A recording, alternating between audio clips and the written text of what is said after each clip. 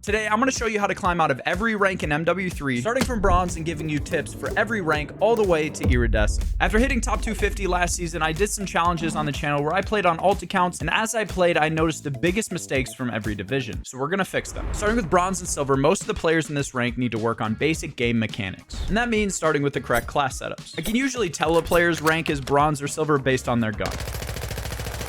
Next is understanding the fundamentals of every game mode. For hardpoint, that means knowing the rotations of each map and when you should be rotating, which depending on the hill and situation should be around 15 to 20 seconds left on the old hill. For control, that means knowing that the more players on the point, the faster you capture it. And then lastly, search and destroy, playing with your teammates is essential. Next, you need to work on basic movement and shooting mechanics, like recoil control, having your crosshairs always centered around chest level, and using cover effectively.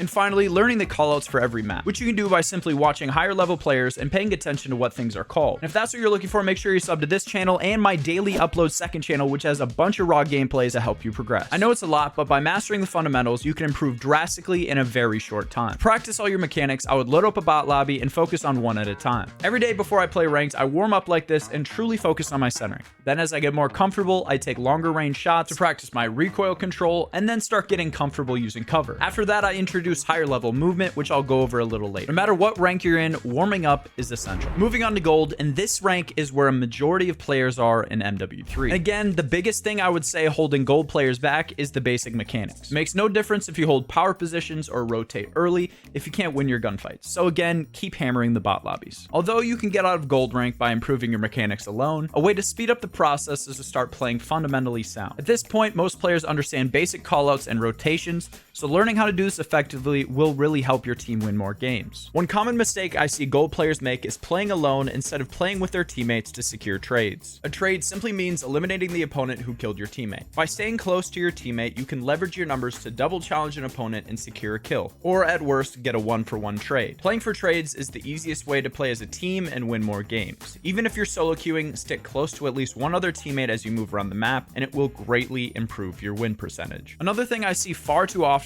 is gold players struggle to use their minimap. To progress in rank play, it is essential to get used to looking at your minimap because it gives you all the info you need. At the basic level, it shows you where your opponents are shooting from, and as I'll cover later in the video, you can use it to understand where your opponents are spawning. I would say the easiest way to get in the habit of using your minimap is to constantly check it while you're shooting bots until it's second nature. Also, random segue, I'd like to add that I'm going to start offering one-on-one coaching in my Discord, which is linked below, so if you're interested, go check it out. Next, on to platinum rank. I would say there are two types of platinum players: all gun, no brain, and then the players who have good positioning but their aim is holding them back. And you probably know which one you are. So here are 3 things that I think platinums need to work on. First is finding the power positions on the map and staying there. Power positions really help your team control the map and defend a point. For example, that could be top third on subbase or top burger on Vista. Either way, holding these spots makes you really hard to kill and gives your team more control of the map. If you're ever getting spawn killed or you feel like you're in the blender, it's probably because the other team is holding the positions and your team isn't. Next would be to work on advanced movement. This means slide cancels, jump shots, and drop shots. By adding these mechanics to your arsenal and mastering them, you'll be harder to kill. Something to keep in mind is these movements will have a positive impact on your game, but it truly won't help if you can't shoot straight while doing them. So practice in a bot lobby and make sure you're not sacrificing your aim. Lastly, playing your life is huge. Being alive is way more important than you think. If you're able to get 1 kill and stay alive, it allows your teammates a chance to come and help you. For example, if your team is trying to break a hill and you get a kill and stay alive, it forces your opponent to focus on you and allows your teammate to make a play. Whereas if you get a kill and blindly ego chow into a room, your opponent gets a free trade and now can fully focus on your teammate. Sometimes it's best to slow down, wait for your teammates, and collapse together. Some drills for platinums, I would say just go into a bot lobby, work on your advanced movements, and then when it comes to finding power positions, like I said, you can either pay attention on who's spawn trapping you, or just subscribe to this channel and my second channel because I use them all the time. On to diamond. I would say diamond players, for the most part, have all the basic mechanics mastered, but the most common thing holding back diamond players is their positioning and team play. The first concept I want to go over is map control. The reason you probably can't hold a hill or a point is you're not controlling the map. When you get kills, take space and more control of the map. The best example of this is in control. When you have 3 to 4 kills and your opponents are spawning in, push up and force your opponents to fight their way out of their spawn.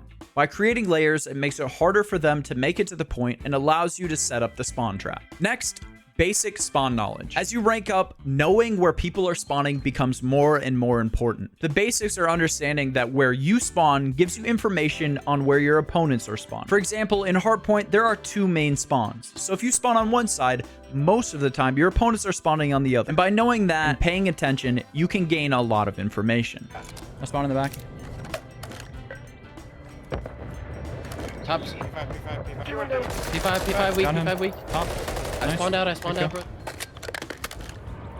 Another example is in Control. The spawns don't flip sides, but can be shifted left and right. So if I push out the right side of the spawn, they spawn left and vice versa. With that in mind, this means sometimes you can understand where your opponent is based on where you spawn, which leads us into our last point, controlling spawns. Learning how to manipulate spawns can drastically improve your win percent. For example, like I mentioned, in Control, if you push out the right side of your opponent's spawn, by spawning them farther away from the point you're trying to capture, it means they have to run farther to get to. And as a counter example, if you do the opposite and push out the wrong side, your opponents will continually spawn right on top of you, making it harder to complete the objective. Next, I would say Crimson players have mastered movement, aim, and are pretty aware of positioning, but they lack 1 or 2 things to help them make that push to Iridescent. I would say this is the hardest rank to get out of in MW3. The game is a lot faster than the lower ranks, and without a full team with comms, it can be pretty difficult. But like I said, there are a few adjustments that can help you progress. First, being able to read the minimap. The game is fast, and a lot of the time, you can't rely on your teammates to give you callouts in time. So being able to look at your minimap and understand what it's telling you is huge. For example, if you look at your minimap and see your teammate spawn flipped, instead of relying on them to tell you that, you can immediately expect your opponents to flip as well. Or if you look at your minimap and realizing your teammates aren't watching flank, you can turn around and pick it up. Callouts definitely help at this level, but being self-sufficient and understanding how the positioning of your teammates can affect where your opponents can be can definitely help you make that final push. For example, in this scenario, my teammate is Fire, watching middle, so he's probably not middle. My other teammate ran all the way through A to back Coop, so I know he's not there. The only place he could be is either on B bomb,